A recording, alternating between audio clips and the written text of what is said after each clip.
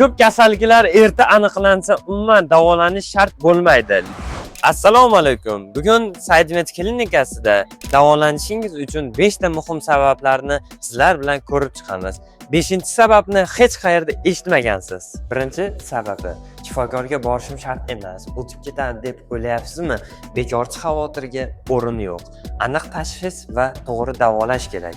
Bizda tajribali kardiolog va neyropatologlar shu ish bilan shug'ullanadi.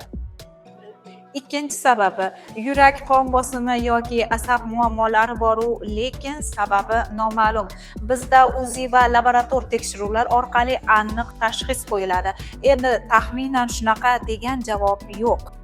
Uchinchi sababi, dori-darmonlarga qaram bo'lishdan charchadingizmi? Biz kasallikning ildiz sababini aniqlab, dori-darmonlarsiz to'g'ri davolashni yo'lga qo'yamiz. To'rtinchi sababi, shifoxonaga borsam, sharoit yaxshi bo'lmasa-chi? Bizda statsionar va ambulator davolanish uchun qulay yotoqxonalar, hatto bepul Wi-Fi ham bor. 5-eng muhim sababi, sog'lig'ingizni ertaga qoldirmang. Kasallik o'z-o'zidan yo'qolmaydi. Buning uchun erta va aniq, samarali davolanish lozim. Saidmet klinikasi sizning eng ishonchli sog'liq maskaningiz.